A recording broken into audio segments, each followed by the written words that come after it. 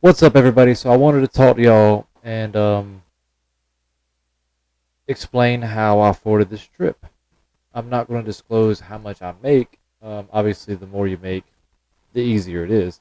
But at the end of the video, I'll show you how you can do it on a normal wage, I guess. Like when I used to work at a hotel, I made like 18 an hour. So I'll use that as kind of like an example. You know what I mean? But first things first, $4,500 is what I spent on this trip. Okay, I could have done it for like 3,500, but I added a trip to Rome while I was on this trip just because I wanted to. I don't know, I was under budget, so I was like, well, I wanted to go to Rome. I might as well go ahead and go. So I did it. So we'll go ahead and say 4,500. All right. I spent 2 weeks over there. That's 14 days. 14 days exactly. Um, and essentially it's just a lot of planning. I mean, I guess most this trip could have easily cost a lot more. Like it could have cost like 8,000 or something like that. But there's a couple tricks I think work really well. Obviously, it's going to vary per person. But we'll just go ahead and start. So step one. Step one is you should already be doing this anyways, but you need to get your money in check. You know, make sure you're budgeting. Make sure you got like your expenses are paid. You've cut on your bills, and I've always kind of used the rule that like 1 week of pay should cover all your bills essentially. If you obviously it's going to vary, but that's a good rule of thumb. The main thing here for what I'm trying to explain is we got to get your credit right. All right. What is your credit score? That is going to be essential to this little plan that I kind of stumbled upon. So, little backstory here. I had about $10,000 in credit card debt and about another 10,000 in medical bills when I had to have a surgery on my foot without insurance. So, I'm telling y'all this from experience, okay? I had to settle on the credit card debt. I ended up paying like 2,000 overall to get all of it taken care of. Obviously, that affected my score. I had like a 500 credit score or something like that, and this is like at 25, so very early on, I messed my credit up. But I was able to come back from it. I mean, realistically, you got like a 500 credit score in a similar situation, you're probably looking at about 6 months to at least get it to 680. That's kind of what I've always read. Is like you want at least 6 months, and then you can get it to like 680. And by doing that, you got to obviously do some settling, call all the, make sure you can go to a free annual credit report, and you get like a one free one per year, and it tells you your entire report. By doing that, you can like get all the bull crap out of there and possibly bring your score up, and you can kind of see where you're standing. Over the course of 2 years, after I paid off all that, the medical bills that kind of got loose because I think about 2 years ago they decided to not charge medical bills to your credit, or not use medical bills against you on your credit score. So that helped me out a lot too. Um, but so now I have like a 715, and I would say 2 years, anybody can get to a 715 if you really try. Um, it'll be a while before I get up to like 800. I got to all these. It takes 7 years for your negative marks and all that stuff. Like it takes 7 years for that to go away. So I got a little while before. I think my last one was like 4 years ago. My last late bill. Um. So yeah. So that's the main thing is get your credit score to a 700, and by doing that, you can go on to step two. So right now you have a 700 credit score. Congratulations. Congratulations. Hold on. 700 credit score. Congratulations, baby.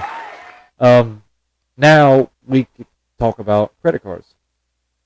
I know credit cards are scary if you don't know how to use them. So you should already have that figured out. You should have your finances in check. You should have good credit now. And you're not going to mess it up again. Now, there's a lot of credit cards for travel specifically, but I got this one. I got the Wells Fargo autograph credit card, and the reason I got this one is one, Bank of Wells Fargo, but two, there was like 30,000 points that were given by signing up for it. Okay, and in total, that's like $300 off travel expenses, and you get like three times the points for travel expenses on top of that. But and there's no annual fee is another thing. There's other ones with a lot more points, but there's like a ridiculous annual fee, and I don't want that. I don't want an annual fee. I just want to be able to accumulate points and be able to redeem them. And it worked. Total, after everything's said and done, it's probably like $700. Like I got off of this trip. So just by having Wells, I did this back in November of last year, and after about 6 months, I was using it for everything and then paying it off at the end of the month. After about 6 months, I accumulated about $700 off. Now, another thing that's a perk is another key component to this like way to be able to afford this without breaking your pocket is to once I signed up, they gave me 0% interest for the first year. See, you see where I'm going with that? 0% interest for the first year means, $4,500 on my credit card. I used that travel credit card, the autograph credit card, the entire time I was in Europe, and I accumulated points. But also, I don't have to pay it off until like November before interest starts accumulating. So it makes sense. I mean, I'm gonna pay off way before that, but it just made sense. You know what I mean? It wasn't gonna break my pocket.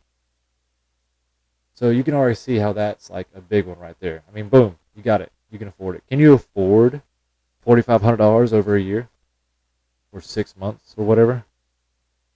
I mean, worst case scenario, you pay a little interest. Try not to. Try to plan it right. Get your personal finances in check. So that's another big one. All right. So that's step two. We go on to step three. Now, step three, we can talk about cutting down on pricing for the flight, accommodation, and etc. while you're over there. The two big parts that always that always intimidated me about travel was how much it costs for hotel and how much it costs for flights. Those are huge. You know.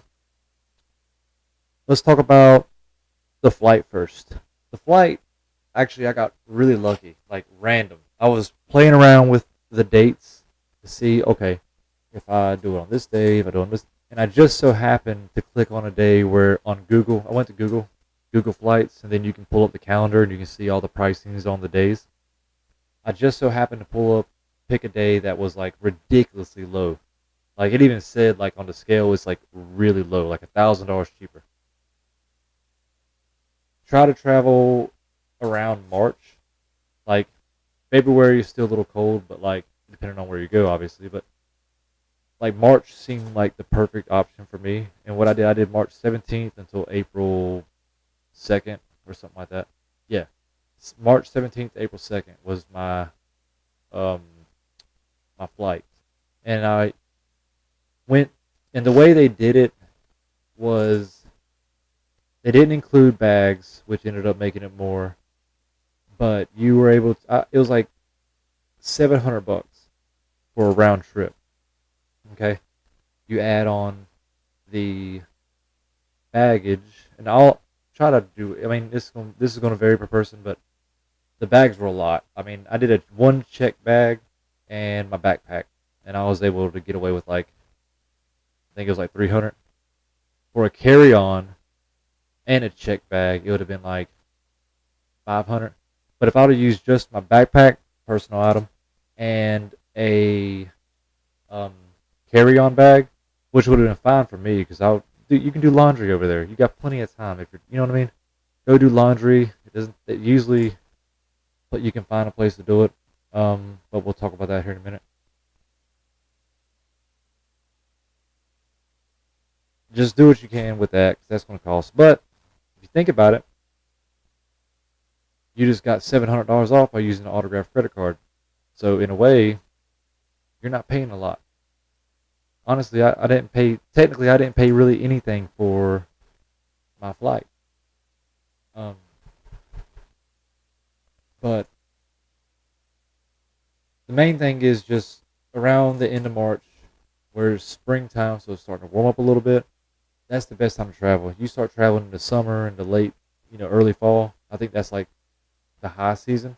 So that's when you're going to be spending a lot more money. I think the average flight for a round trip from Charlotte, North Carolina to Paris, is like in the $2,000 range. You know what I mean?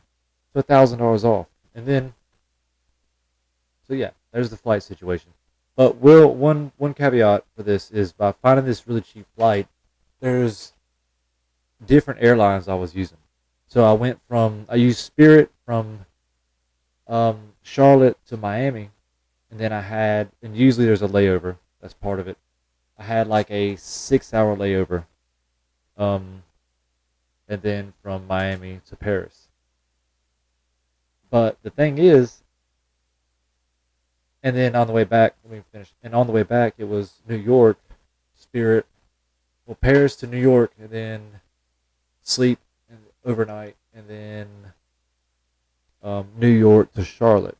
But I went to the exact website of both airplane, which was Norse Atlantic and Spirit, and I looked at the exact flights and the times, and then I adjusted. So I was able to actually get a later flight. That way I had pretty much a whole day in Miami. Um, a later flight to Paris on Norse. And I also was able to get a later flight from New York to Charlotte. So pretty much in Miami, I went there instead of 5 hours, I got 8 hours.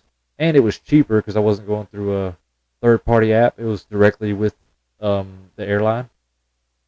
But you got to be careful about like really making sure you're checking the numbers because I was very paranoid about that.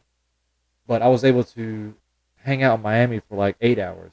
So I went to Miami Beach. I got some drinks. I played some volleyball with some random people. And then while I was in New York, I got a place in New York overnight. Got up and was able to hang out there for like 7 hours of just walking around and doing whatever. And then I caught my flight back to Charlotte. So that was a great one. That's a great tip right there. I think that's a huge. I'm gonna start using that from now on. I mean, the layovers I don't mind if it saves me a lot of money. I'll make the best of it. But now let's talk about accommodation. Let's talk about where you're going to stay at. And I don't know if you already know what I'm gonna say, but hotels are not an option unless you got some kind of crazy deal. Hotels are going to be expensive as shit. So go to a hostel. Okay, I stayed in hostels the whole time while I was in Europe. Um, I think on average I spent about 40 euros per night. You know, that's like $100 cheaper. You know what I mean? Than anything else I could find. And they weren't bad. The main thing though with the hostels is make sure you find a hostel that has um, a curtain. Because you're going to be in bunk beds. It's like a dorm. There's going to be a lot of people in the same room. There's usually some of them have it where you can have a little curtain. You can kind of have your own little area in your little bunk. That is the way to go. I stayed in Rome in a hostel that was very cheap. It was like 20 euros a night, but they didn't have that, and it was okay. But I'd rather just have my own little space. You know what I mean? The worst experience I had in these hostels was you come across a really loud snoring person, and that was the worst for me. But I found out a way around. I put my headphones in, put some sleeping music on, and kind of drowned it out, and it was good. It was fine. I didn't mind it.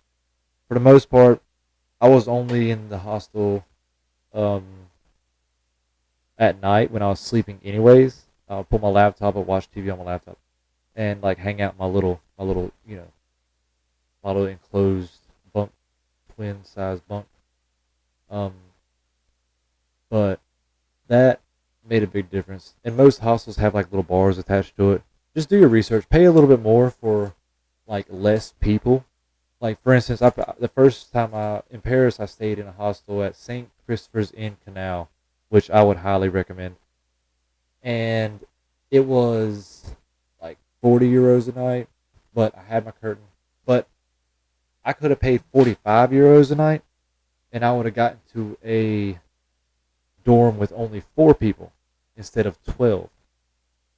You know, so think about that. If you only have 4 people in this room, 2 sets of bunks, then that's less of a chance you're going to come across a person that snores, or you're going to come across a nightmare roommate or whatever. It's better to like pay a little bit more and get a smaller dorm. You're still getting a really good deal. Instead, I mean, 5 euros. What's 5 euros per night? Come on, you know what I mean? Definitely worth it. I would recommend doing that for sure.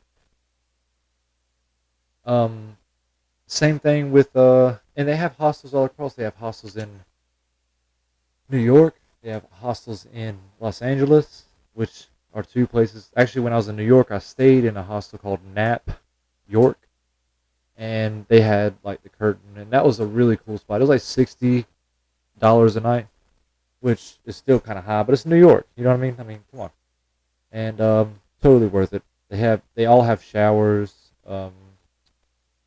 They all have like lockers that you can like lock your stuff up with. So I think hostels are the way to go for that. Now, let me see what all I've covered here on my list. I probably won't edit this, so just bear with me. Just bear with me. These are great deals and info that is going to help you in the long run. Okay. So another thing too, you can't check in, but most hostels or around the hostels they have something where you can store your bags for a little bit of money. You pay I don't know 5 euros, I think it was 8 euros, and you can store your luggage for like 24 hours. So that's the way to do it. You know what I mean? Like say you get there early, store your luggage, go walk around Paris or whatever, um, and then come back and check in, or even like your flight isn't until 8 o'clock at night. Like that happened to me in New York. My flight wasn't until 8 o'clock at night, but I was able to lock up my storage for free at this hostel. Most of them make you pay, but this one I was able to lock it up for free for 24 hours. So I was walking around New York the whole time, and then when I got done walking around and checking things out, I went to um, I went back and got my stuff, and then hit the subway, went to LaGuardia Airport, flew back to Charlotte. So so that's the main thing here. Oh, and as far as everything else goes, like, that depends on you. I didn't do a lot of fancy eating. I mean, I ate at McDonald's a few times over there. By the way, I was in London, Rome, and Paris. Those are the 3 places I kind of bounced around. I personally didn't do a lot of crazy shopping. Like, I didn't even, I did some of the main tourist attractions, and a few times I went to a bar, got shit faced drunk, and spent some money there. But that's okay. So that's where most of your expenses are going to be. That's going to be dependent on the person too. But as far as travel and accommodation, at least you got that taken care of, and you got a pretty good deal on that.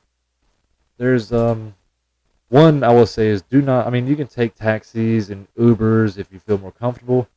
I like in North Carolina, we don't have public transportation like that. Okay, I had to like literally learn the entire metro and the tube, and I had to learn all that while I was over there and how to navigate it. It was very confusing, and a few times I was just like sitting there on the thing, and they had already. It was like the end of the line. On top of it being in another language, but after a couple YouTube videos, I was able to find out, and it saved me so much money. Like, oh my god, it's like $5 a trip. So wherever you go, if it's a big city, learn the public transportation. Obviously, some areas aren't going to have it as well. Like New York is obviously they got the subway. London, Paris, and Rome all had subways that you can go wherever you wanted to go, and they were safe. I didn't feel weird at all the whole time. I guess New York was the only one I was a little sketched out about because it was like 11 o'clock at night. But it's probably more in my head. Most of the time, I think do your research, Google it. I mean, you can see that the crime is, you know, like per one violent crime per year. I think in the subway in New York is what I saw, something like that. Don't quote me on it, but I wouldn't worry too much about it. It's definitely gonna save you money. Travel with a friend. Obviously, if you're alone, that's gonna be more sketchy. So let's see. And overnight flights. So I did some overnight flights, which I mean, if you've flown before, you know that that can be hard if you can't sleep. I'm not going to pay for a seat. Like I'll just invest in a really good neck pillow, and while you're on the flight, you can knock out and you're good. Um, yeah, that one's a hard one. You just gotta figure out what works for you on that one. Because it was like $100 and you can pick a window seat, and I was like, man, fuck all that. I'm not paying $100 to pick my seat. You know what I mean? Eat before you get on the plane, obviously. Um, Overnight is convenient if you can suffer through that. Like on the way back, it was not overnight, and I just stayed up and watched TV the whole time. Um, let's see. So literal total price for my flight was like 700. Excuse that. $764, which obviously the points pretty much canceled that out. And then you got like 40 euros a night, and you can kind of determine what you want to do with that. I'll even do a little math for you. Look at me helping you out like I know you. Like we're best friends. Are we friends? I think we're friends now. Let's see. So 40 euros a night. Let's say 50. Fuck it. 50 euros a night. Multiply that by 14. 700 bucks.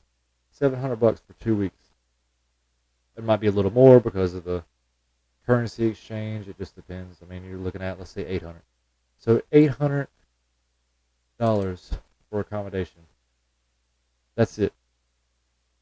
The reason I spent 4,500, like I told you, I went to Rome because it was like a last minute flight. It was like $500 to like fly from London to Rome. But I was like, how many times I'm gonna be in Europe? So I went ahead and done it. 500 bucks. Went to Europe or went to Rome, hung out there, and then 100 euros um back to Paris, where I flew out of Paris back to New York. Back to New York. It was a blast. I would recommend it. Um, so like I told you at the beginning, say you make $18 an hour. Okay, I made 18 an hour. Let's say about 600 a week. You know what I mean? I was bringing home 600 per week. We'll say 500 per week. So 2,000 per month. Obviously, your living situation is going to vary. I don't know. Ideally, you're able to get away with, let's say, um, let's say $1,000 is your bills for the month. So that's 2 weeks. So you only got an extra $1,000 per month. Um, so $1,000 per month. Actually, we'll just do it like this. Okay, 4,500 bucks. Divide that by 12. $375 a month. Okay, that does sound like a lot. I know it does. So let's do this. 375 divided by $12 a day. Okay, $12 a day. $12 a day. If you can save $12 a day for a year, you can afford to go to Europe.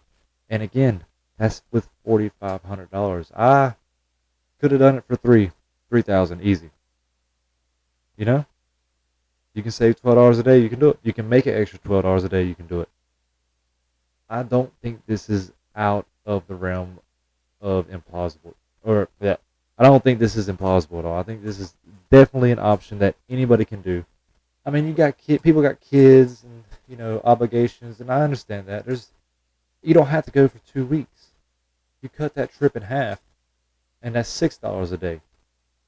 You're saved for a year, and the financial strain part, you got the 0% interest per year. You can call your credit card company most of the time, and you can actually ask them if they can give you some kind of perks or something like that. Like, oh, they might give you a year for interest free for a year. You just got to call and ask. So that's my advice. I hope it helped. I know it was all over the place. Um, I'm going to post it because I just want people to see it, and hopefully you two can figure out a way to travel.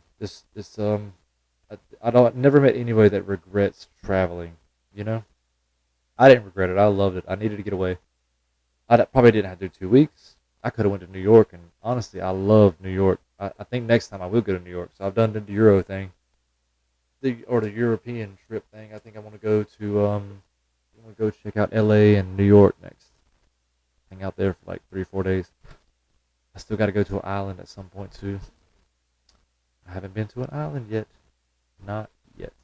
So, all right, I'm done. I'm gonna cut this off. I love y'all. I hope you two can participate in that wanderlust I know you have. Goodbye.